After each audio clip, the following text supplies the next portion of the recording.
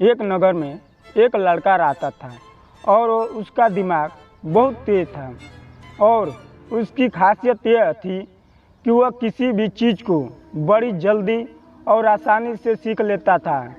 जहां अन्य लोगों को किसी काम को सीखने में महीनों या वर्ष लगते थे, वहीं पर इस लड़के को उसी काम को सीखने में कुछ दिन लगते थे।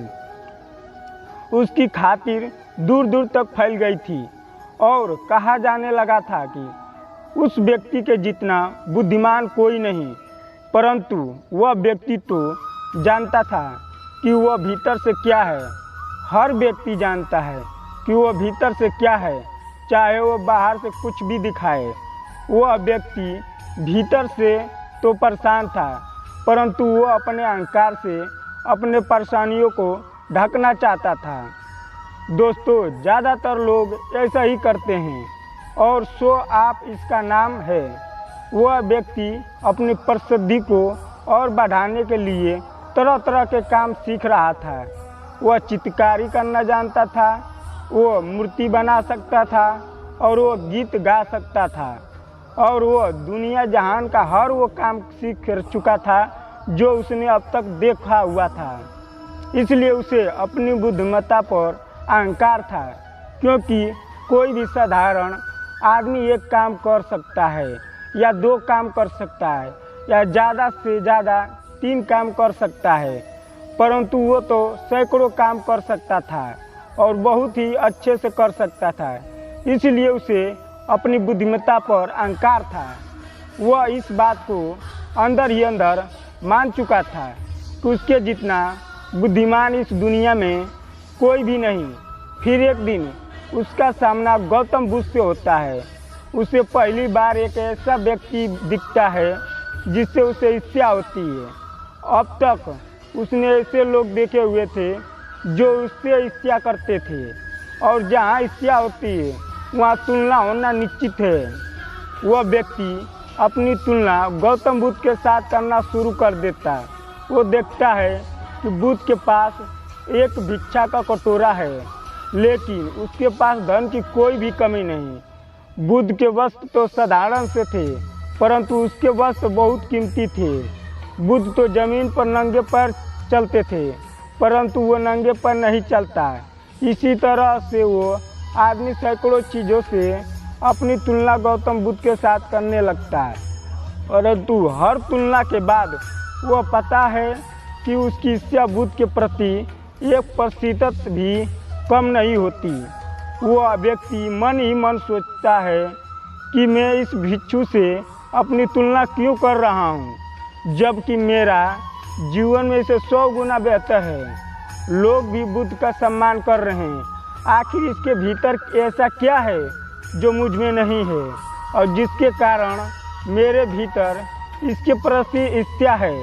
बहुत देर अपने मन के उलझन रहने के बाद वह व्यक्ति तय करता है कि वह बुद्ध के पास जाएगा, उनसे पूछेगा कि उनकी उपलब्धि क्या है। वह व्यक्ति अपने सेवकों के साथ बुद्ध के पास जाता है, उनसे कहता है कि मैं इसके इलाके का सबसे बुद्धिमान व्यक्ति हूँ। आप अपने आसपास जो भी देख रहे हैं, मैं वो सब करना जानता हूँ। किसी भी कार्य को सीखने में मुझे बहुत कम समय लगता है। सभी लोग मेरा सम्मान करते हैं, परंतु इस सब के बाद भी मेरे भीतर आपके लिए ईर्ष्या है। मैं ये जानना चाहता हूँ कि आपकी उपलब्धि क्या है। यह सब लोग आपका आदर सम्मान क्यों कर रहे हैं। इसके बाद बुद्ध कहते हैं कि वह वैसे तो मेरी कोई उपलब्धि नहीं, परंतु तुम कह सकते हो कि मेरी एक उपलब्धि है। वह व्यक्ति पूछता है, क्या जान सकता हूँ? तो फिर उसके बुद्ध कहते हैं कि मेरी एक उपलब्धि है कि मैं सभी उपलब्धियों को छोड़ चुका हूँ। वह व्यक्ति बुद्ध से पूछता है कि मतलब कुछ समझा नहीं। बुद्ध उस व्यक्ति से कहते हैं, क्या तुम्हें प्रशंसा अच्छी लगती है? वह व्यक्ति कहता है, प्रशंसा तो सभी को अच्छी लगती है। इसके बाद बुद्ध कहते हैं, क्या तुम्हें निंदा अच्छी लगती है? तो वह व्यक्ति कहता है, भला इस दुनिया में कौन है जिसे अपनी निंदा अच्छी लगे। इसके बाद बुद्ध कहते हैं, जो तुम्हें अच्छा लगता है, जो तुम्हें बुरा लगता है, मैं इन दोनों ही भी ऊपर उठ चुका हूँ। ना मुझे निंदा सताती है और ना ही मुझे अपनी प्रसन्नता पसंद करती है। बस यही अंतर है तुम में और मुझ में। और इसके बाद वह व्यक्ति बुद्ध से कहता है, परंतु ये कैसे संभव है? बुद्ध मुस्कुराते हैं, उस व्यक्ति से कहते हैं, तुमने सैकड़ों काम सीख, लेकिन एक सबसे ज़रूरी काम तुम सीखना भूल गए। वह व्यक्ति बुद्ध से पूछता है कि कौन सा काम है बुद्ध? बुद्ध कहते हैं, अपने मन को नियंत्रित करना। क्या तुम्हें आता है?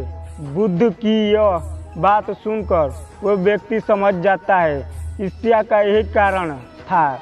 उसके बाद बुद्ध कहते हैं कि जिस व्यक्ति सारा जगत जीत लिया लेकिन अपने मन को नहीं जीता, उसने कुछ भी नहीं जीता। और जिसने अपने मन को जीता परंतु अपना सब कुछ गवा दिया, फिर भी उसने सब कुछ जीत लिया। गौतम बुद्ध के इन शब्दों को सुन उस व्यक्ति का अहंकार टूट जाता है। वह व्यक्ति बुद्ध से कहता है कि क्या आप मुझे अपने मन को जितना सिखा सकते हैं? बुद्ध कहते हैं कि अवश्य सिखाएंगे, परंतु मैं तुम्हारी सभी उपलब्धियां छीन लूँगा। फिर से उसके बाद वह व्यक्ति बुद्ध से कहता है कि मैं तैयार हूँ।